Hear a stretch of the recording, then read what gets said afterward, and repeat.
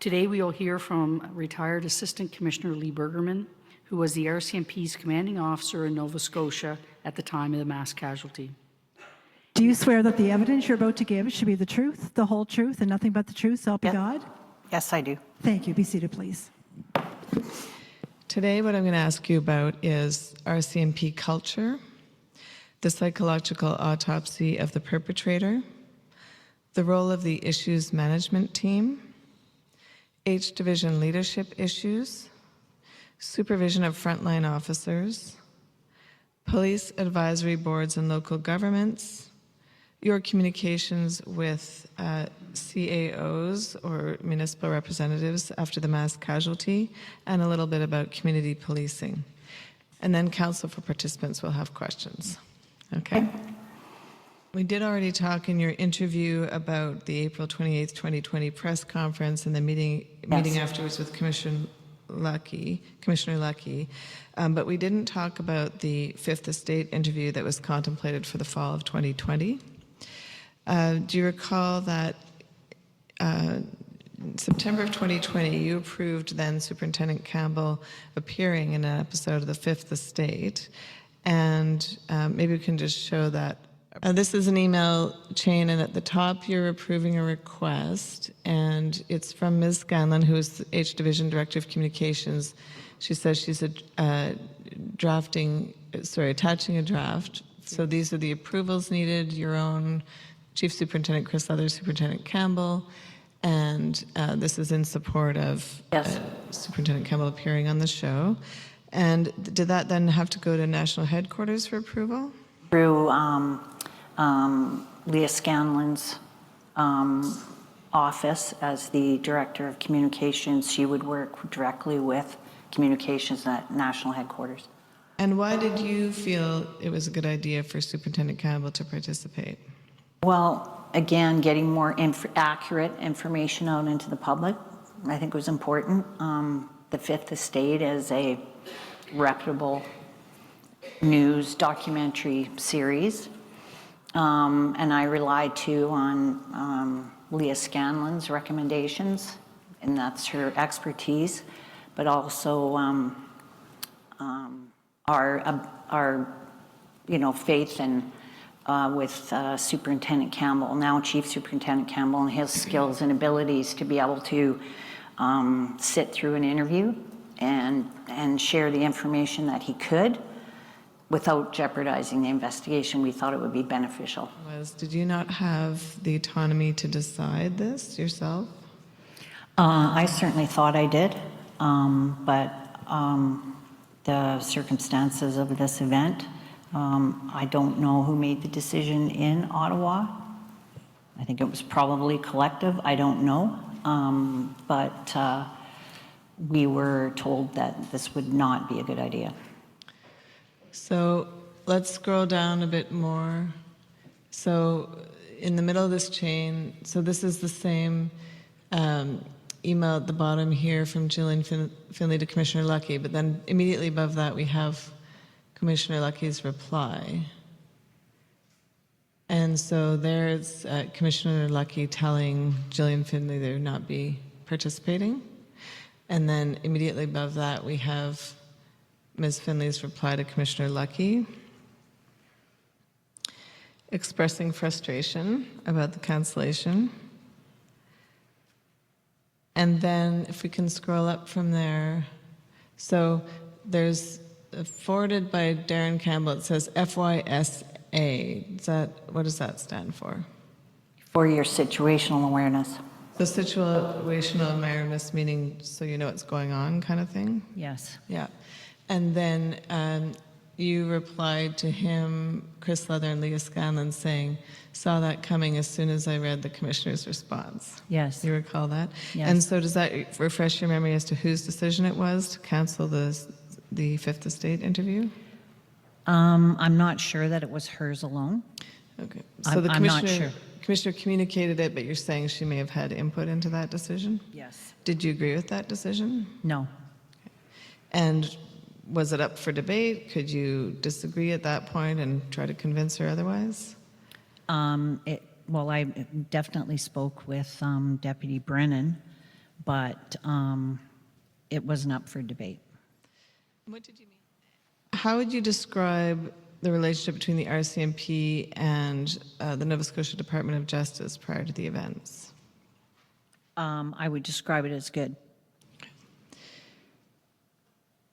And what about relations with municipal police forces in the province or regional police forces? Prior to the event, I Yes. would describe as good and collaborative.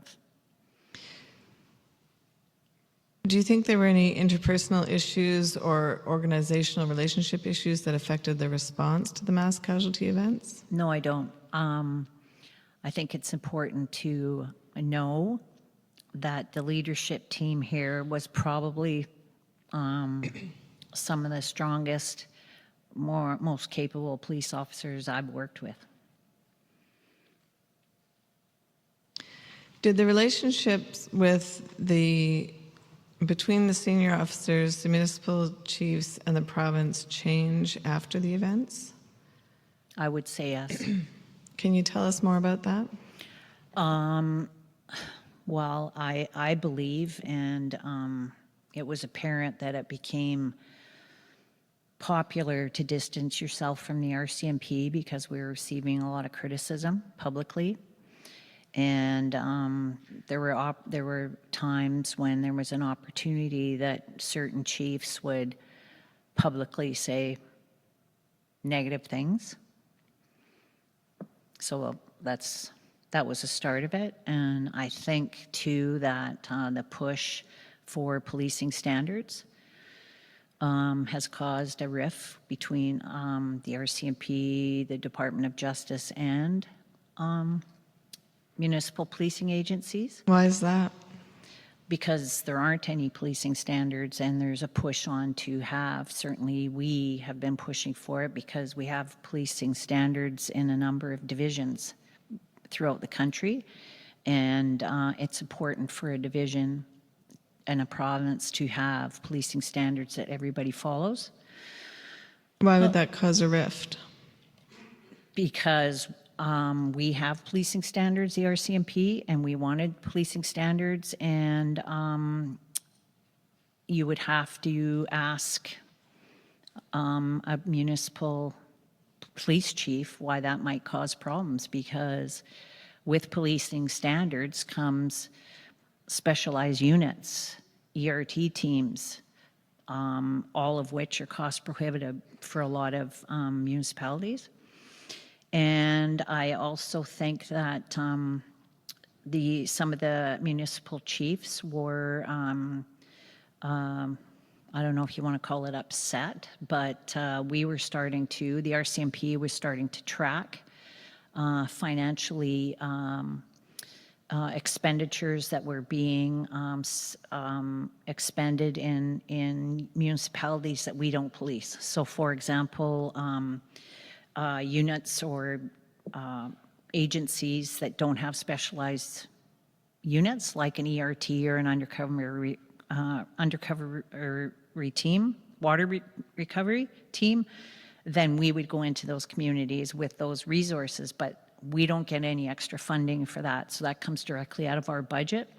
So in the last year, maybe 6 months that I was there, we started tracking what we were expending in municipalities that aren't RCMP, like for example a Truro or a Bridgewater or one of those communities, and I think that caused some concern and concerns from the chiefs, because they were concerned that they were going to start getting billed for services, but really they've never been billed to my knowledge, certainly when I was there.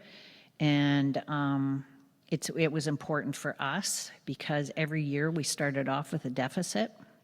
It was important for us as the RCMP to be able to track and tell our story to the province as to why we're in a deficit, because we weren't always spending money within our own policing jurisdictions.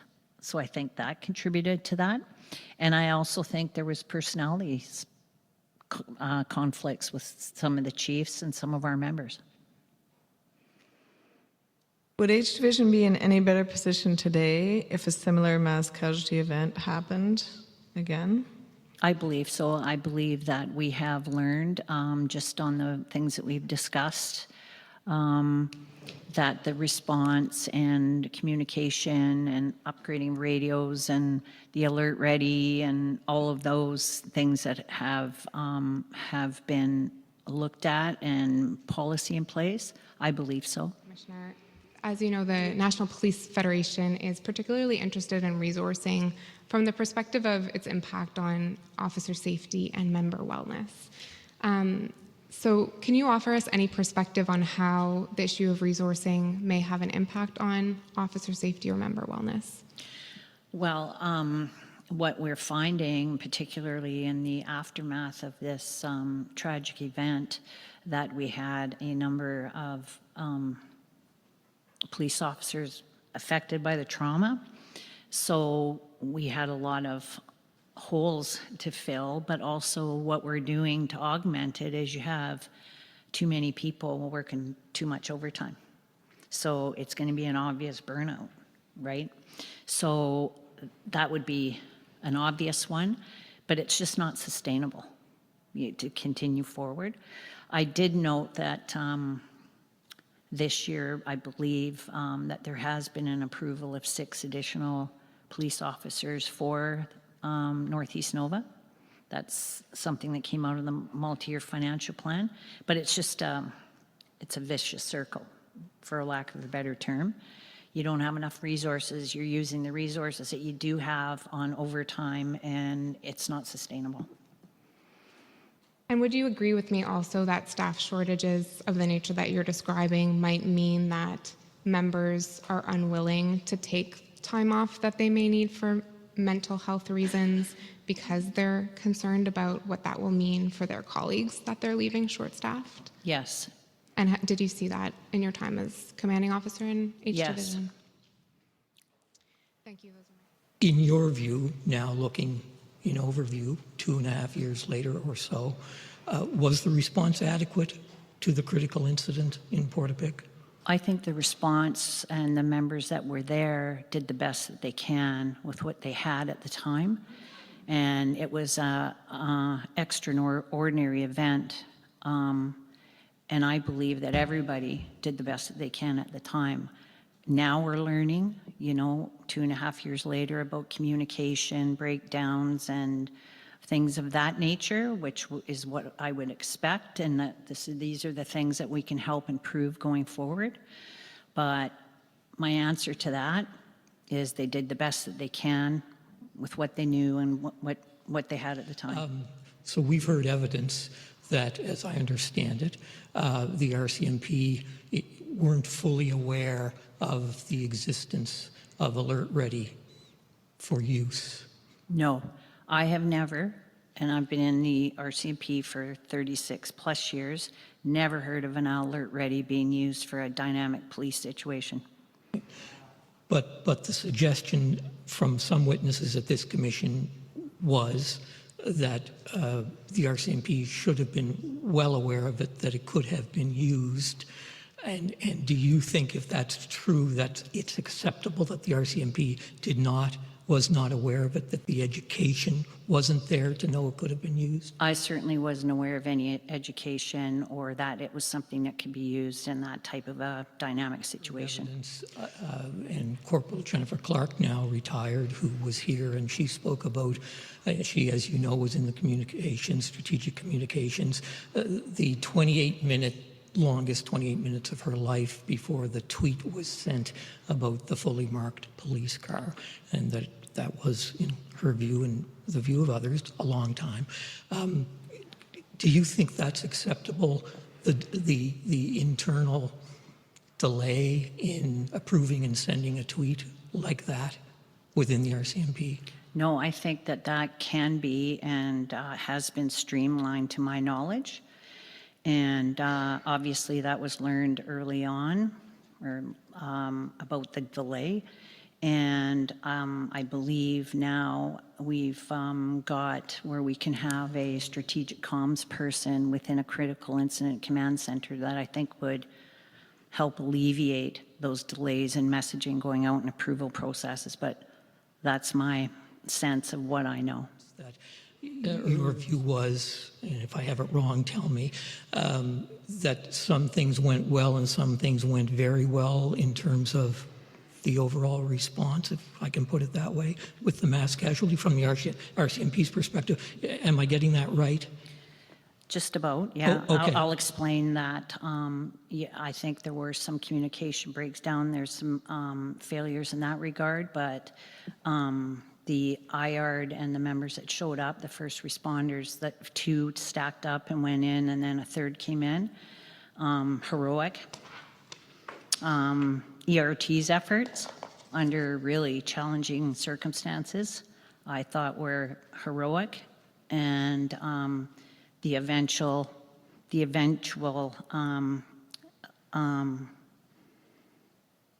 locating and eliminating the perpetrator, I think was also very well done.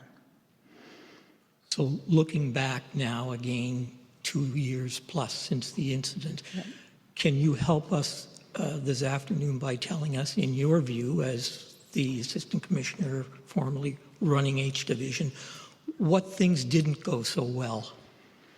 Well, from what I'm hearing, I don't know directly because I haven't been listening to all the evidence here. I think some of the radio communications and communications between the command posts and people on the ground could have been better.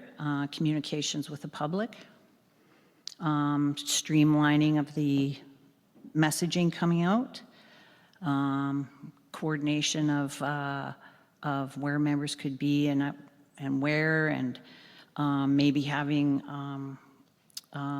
community members closer to a command center so they would know about the obscure roads that maybe aren't on a mapping system. Those are all things that I think we can learn from, and I'm hoping that a lot of this comes out of this commission, like these facts. But those would be my thoughts.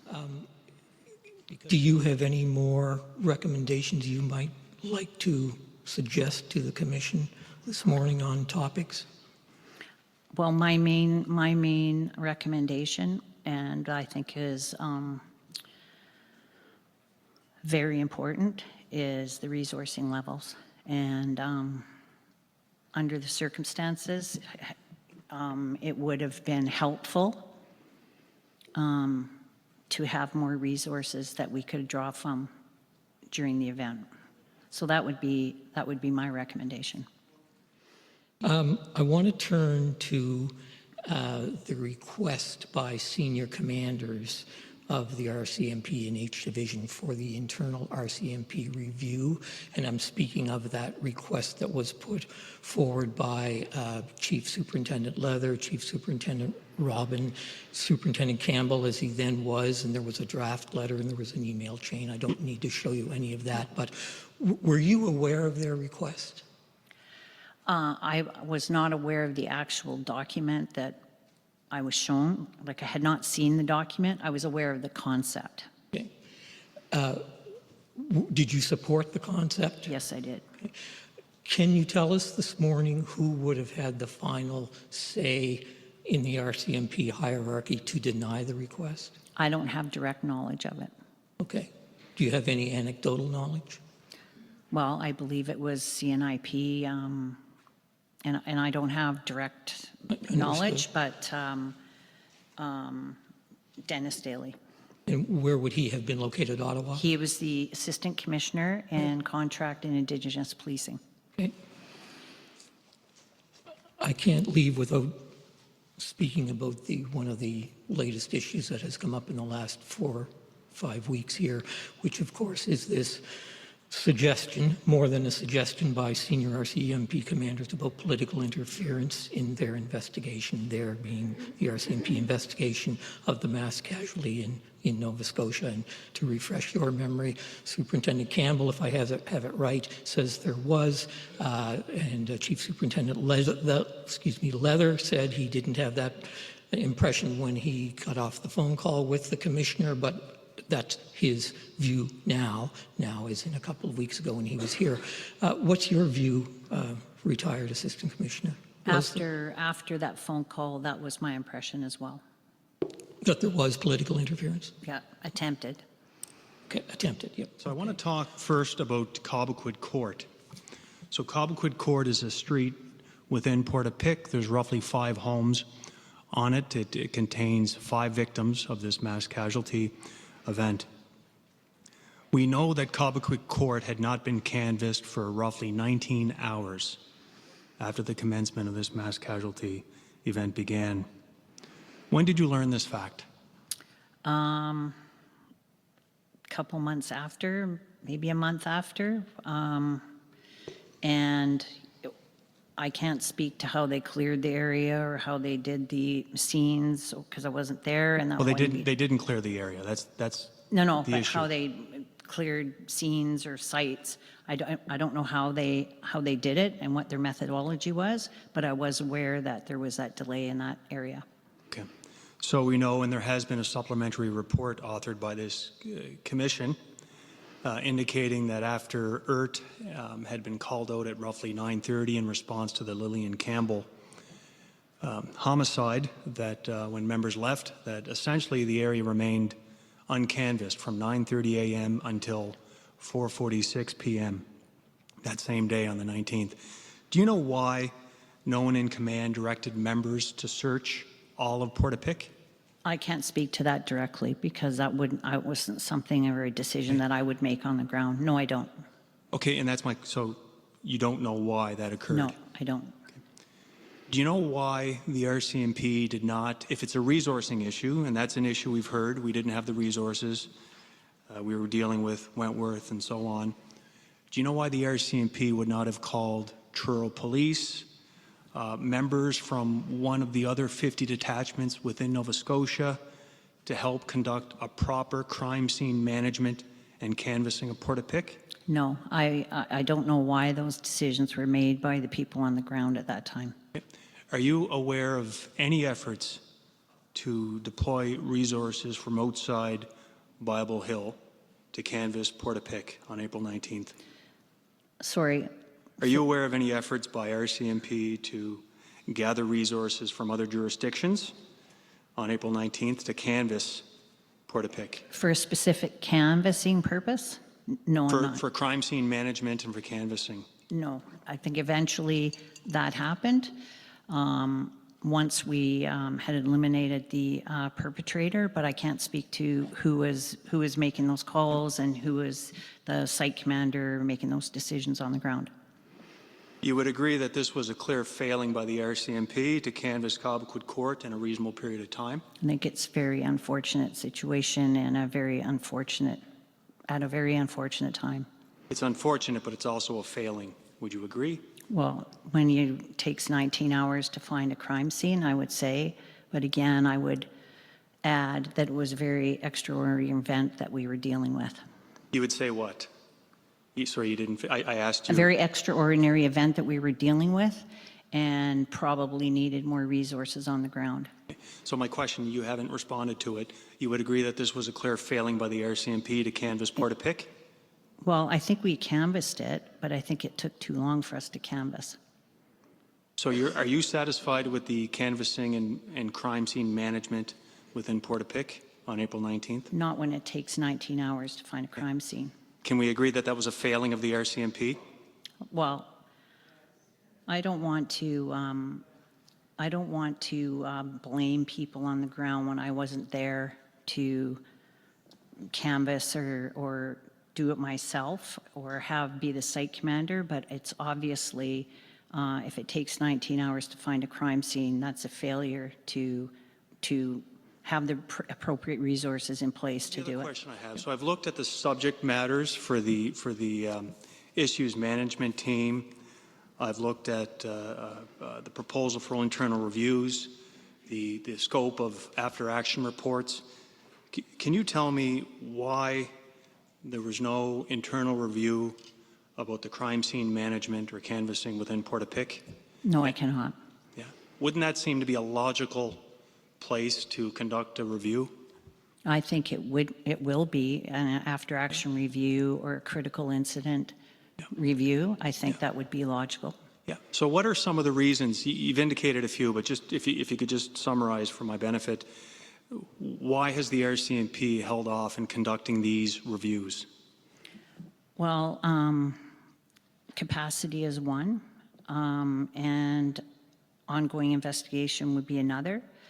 I don't think that going forward, now, and we have the Mass Casualty Commission, I think that's something that will be looked at by the new CO. Do you think that the next active shooter is going to wait until these reviews are complete? Well, I can't comment on that. You understand that delays, we're now 2 years post, without a review of these very obvious defects in the response. And those defects could cost lives if we had an active shooter tomorrow in this province. Would you agree? No. You don't agree? No, I So- think we have on the critical things that we learned, communication, AlertReady, radios, I think we've filled the gaps there. Again, I refer to a report from Chief Superintendent O'Malley about some things that have been gaps that have been filled, but I wouldn't, I would say we're in a better position. Is it perfect? No. But I do think reviews are going to be important to do. And we would have to make sure that we have the right people doing the reviews and that we have the capacity to do it. And I would echo what Chief Superintendent Campbell said, is that perhaps the people in this division are not the right ones to do that review. Well, let's talk about a review. The first place to likely start in a review is to identify the issues, correct?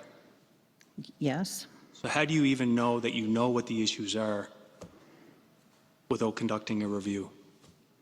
Well, they've been identified through the investigation. And specifically, let's look at the crime scene management and the canvassing of Port-a-Pic. What issues were identified? Well, I can't speak to that. I would have to... Well, you were there 18 months post-event, right? Right, but so tell me. I don't have the intimate details of crime scene management. So what did you do in your role as top officer in this province for the 18 months post-mass casualty to take a look at the crime scene management and the canvassing issue that occurred in Port-a-Pic? Well, I did, for me, that wouldn't be my role. That would be something that I would rely on your team commander, your command triangle, Darren Campbell, to do that analysis and decide on what review and what's required. For myself and Chief Superintendent Leather, we wouldn't be down in that at that level to have an understanding. But you're the top official in the RCMP in this province, correct? I was. Yes, for 18 months Yeah. post-mass casualty. So why do you say that that would not be part of your role? I would think that that would be very relevant, an important part of your role, which is oversight at the top. Well, I had people underneath me that were looking after that, and nobody had reported to me that we should do a review on crime scene management, and I would think that that would be part of an overall review. And so, last question on this subject. So you personally are not aware of any effort you made to either give No. someone direction to conduct this review? No, And you did not receive any feedback from others that they were embarking on this review? no, And as far as you know, the 18 months as of when you left, that did not take place and was not underway? no, there's been no after-action review. Yes, so these types of, like this extreme event, Yeah. what is your involvement? Well, my involvement was early on in the morning. I was aware of a shooting the evening of the 18th, but I didn't become aware of any of details until early in the morning of Sunday on the 19th. And my responsibility would be to attend and support the ongoing investigation, and at that point, we still had an active shooter, and to also keep the minister and the deputy informed as to what was going on. So this is April 2020. Were you working at home due to COVID at this time? No. Okay. So where were you working out of? Well, I was off duty on, I was working out of headquarters, H Division headquarters. Which was located? So it says on April 18th that 2200 hours a 911 call was received reporting shots fired in Portapique, Nova Scotia. Next bullet point, initial police response and investigation revealed multiple victims had been shot. It was also discovered residents, outbuildings, and vehicles had been set on fire in the area. So the first point, which you've covered already, but there's no reference to the fact that the 1001 911 call by Ms. Blair had mentioned the fact that there was a police car in the driveway, right? You don't mention a police car in this email, do you? In this, no, we don't. Okay. Nor the fact that the children, when they called, had referenced a police car as well. You don't mention that in this email either, do you? I wasn't aware of it at this time. So what due diligence, if any, did you do to make sure that this situational report going to the chain of command was accurate? I was relying on the members that were drafting the document that had better information than I had. So I'm going to jump to... Ms. Bergerman, on or about June of 2021, 911 tapes were leaked to a local magazine regarding the Andrew McDonald and Greg and Jamie Blair families. Do you recall that incident? Yes, And you were in charge at that time? yes, And an investigation into that leak was promised. Do you recall that? yes, and it was embarked upon by an independent police agency. Yes, Ontario, correct? Yes, Yes. And to date has, or at least until the time you left in October of 2021, was that leak identified? it was still ongoing, the investigation, when I left. To your knowledge, has it been identified or released since? No, You're obviously aware that during the mass casualty event, the RCMP helicopter was not available due to maintenance? correct. Yes, and you're equally aware that the replacement helicopter provided by the province wasn't adequate for conducting a manhunt during the day or night, correct? That's what I was told, correct. Yeah, you understand that it didn't have the capability to communicate with people on the ground, for example. It didn't have seeking or infrared capability to see people on the ground, that sort of thing. That was my understanding. And again, who supplies the RCMP helicopter? Is that a provincial matter or is that a federal matter? It's a cost sharing between the Atlantic provinces. And is there any reason why there's not two? Why there's not, so that there's always that capability in the air at any given time? I think it comes down to budgets and the availability of a helicopter out of Ottawa could be a secondary resource. But I think it's just the budgeting and the expense of it. During your tenure as CO, had a second helicopter ever been requested of the province of Nova Scotia? I believe during the fisheries dispute, we had support of a helicopter out of Ottawa. Okay, and that was after the mass casualty event by After, several yep. months? Yes. Yes, Okay. Prior to the mass casualty event? not that I'm aware of.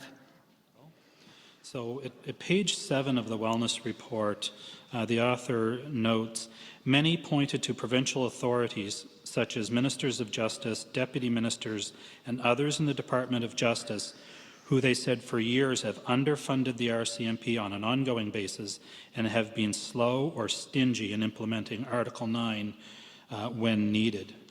And I'll paraphrase and say, the reason given was for the small tax base. Do you agree with that sentiment that the province has underfunded the RCMP for years? Generally, I would say yes. And as far as the Article 9, I would say that in the latter part of my tenure, the province was not willing to approve Article 9 for the fisheries dispute.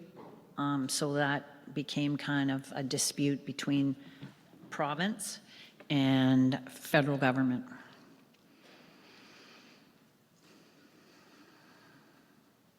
And that occurred after the mass casualty event. Are you aware of any similar, I'll call them disputes, but maybe that's too strong of a word, but any tension points regarding a lack of funding being provided prior to the mass casualty?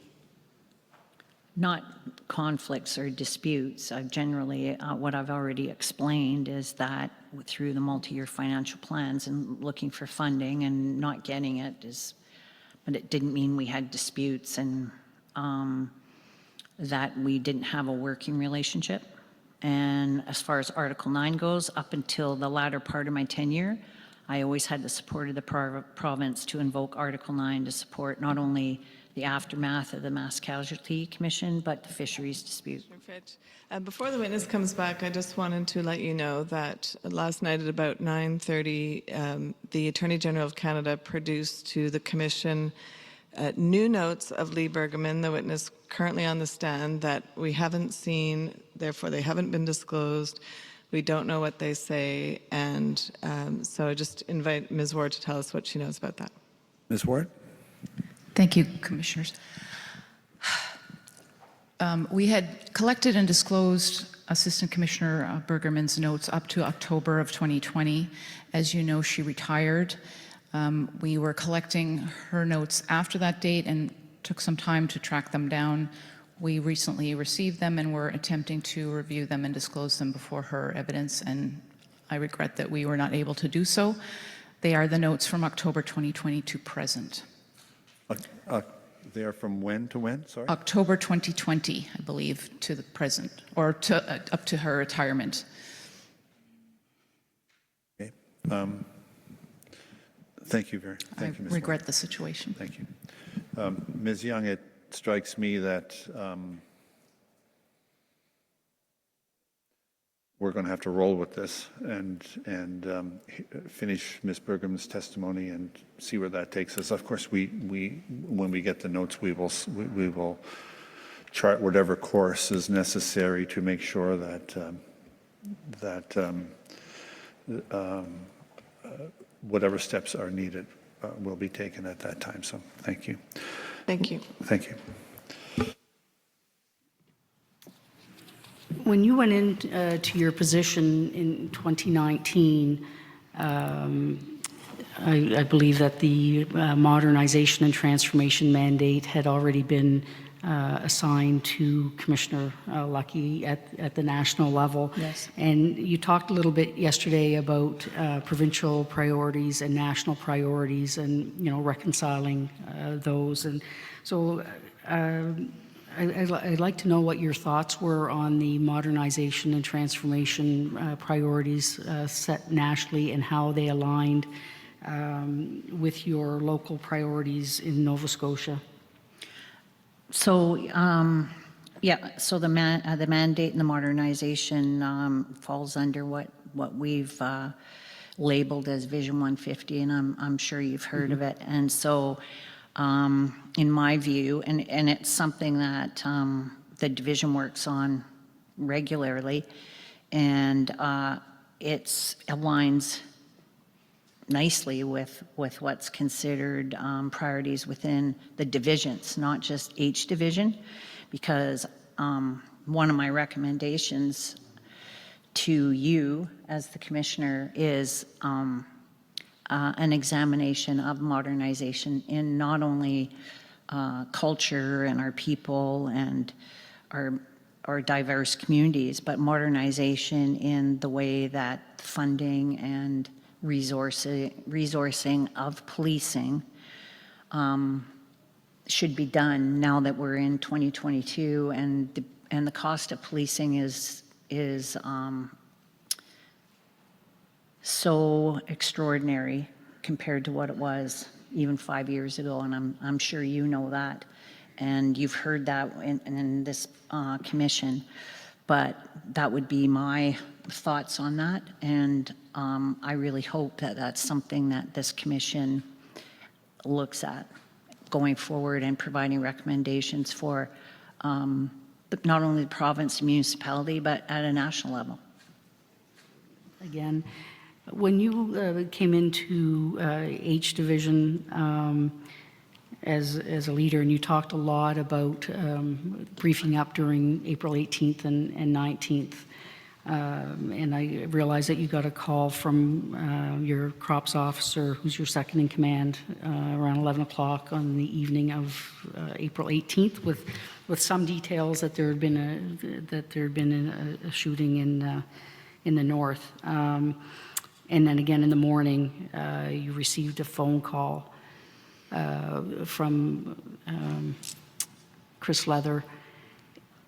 By that time, I understand that there was knowledge of the replica police car, but yet it was some hours later that you actually saw the picture in the news of the replica police vehicle, and I think your comment was that you were stunned to see that, which I think was a common reaction by a lot of people. But as a leader of your organization, how did you respond to learning such a significant piece of information in the media and not from your own senior command staff? So I was aware that there was, just in brief discussions with Chris Leather, because of course it was a fury of discussions in the morning, and I was aware that there was a replica police car. And it wasn't for a lack of trying, because they had tried to send a picture of it over the phone to me, and there was a corruption of the picture coming, and this was as it's going out to news medias, and so I'm trying to open it on my phone, and then boof, there it is on CTV News, and as I said, I was stunned, because I was convinced. My immediate reaction is that we had a stolen police car. And so, and of course, not knowing that they've already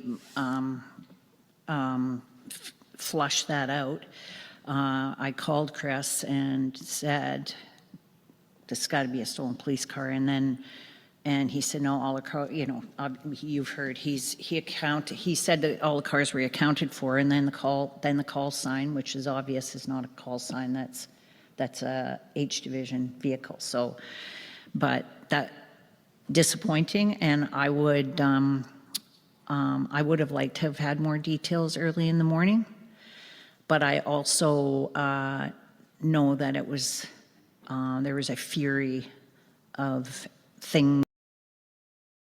You know, I just knew I needed to get off my own phone and get in the car and get to the office so that you're in the middle of it. And because you can't keep up on the phone. You just can't. And I didn't have a radio, which would have been helpful, but I didn't. So that was how I thought, I gotta get to the office, and then you're in it and people don't have to phone you. Chief Superintendent Leather told us in his testimony that an after-action report could have been ordered by you as commanding officer, by the crops officer, or an admin or personnel officer. And in his interview with us recently, Deputy Commissioner Brennan told us that there's an RCMP policy requiring the preparation of an after-action report after a major critical incident. So are you aware of that policy? Yes. Okay. And Deputy Commissioner Brennan also said the policy would require H Division, as opposed to the national headquarters, to take the lead on the preparation of the after-action report. Is that your understanding? Yes. Okay, so did you make a decision at any point that H Division would not conduct an after-action report? Not that they would not, but the timing of it and the capacity for us to do it. Also, the ongoing investigation was not complete, so information was changing. So I would think that it would be a more meaningful after-action report if you had all the information required that would have been obtained through an investigation. But again, I don't understand the conflation of the investigation of the crime and the analysis of the response. Well, I mean, there was still a lot of investigation going on. Video canvassing went on for months. reviewing of 911 calls went on for months. Right, but that relates to what happened in terms of the actual criminal event. Yes, but it would also play a part of what happened and be a part of what you would expect in an after-action report. Okay. I think given the budgetary circumstances that we all live in, we should assume there won't be more resources and consider what we might do instead, just as a hypothetical. So I'm just wondering, and I had asked Chief Superintendent Leather if, for example, there was any analysis being done of how members are spending their time, on what tasks are they spending it. Is there an analysis and did you, when you were heading H Division, look at having some metrics of where people are spending most of their time, as far as administrative tasks, for example, or we heard from one first responder or one of the members who responded the night of the 18th, that if they could not spend so much time on mental health calls, they would have a tremendous amount more time to be out in the community doing the community policing they would like to be doing. So that would require, though, leadership to analyze how are they spending their time, and then figure out how to arrange things differently. So I think I've got your question is, what are we doing to alleviate some of these time-consuming events, and that they have more time to be frontline in the community? Well, I guess I wonder if that was something you were looking at when you were there. I appreciate you're retired now. Yeah. But is it something that you analyzed or tried to have analyzed while you were there? Yes. I mean, I don't know if analyze is the right word, but it's certainly through our DEC meetings, and I'm sure they've been talked about, which is the Division Executive Committee.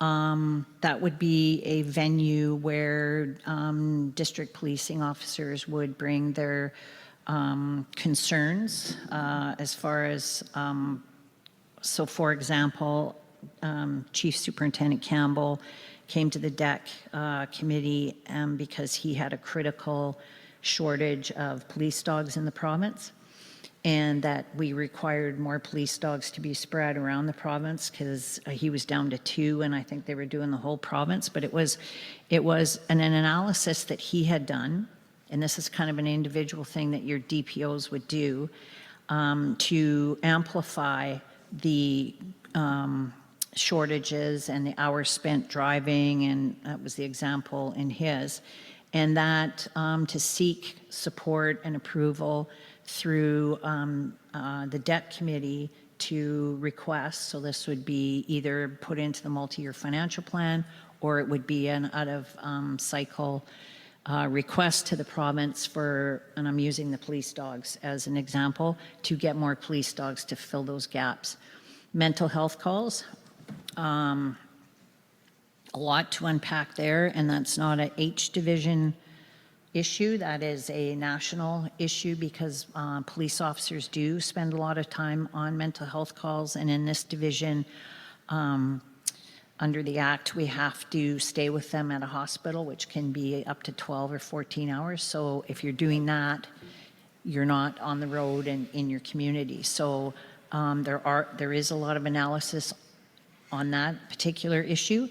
And it's, if something is identified from your DPOs, we do research and kind of flush out what it is and how we can best address it within a division with the resources that we have. Yes, thank you so much, former Assistant Commissioner Bergerman.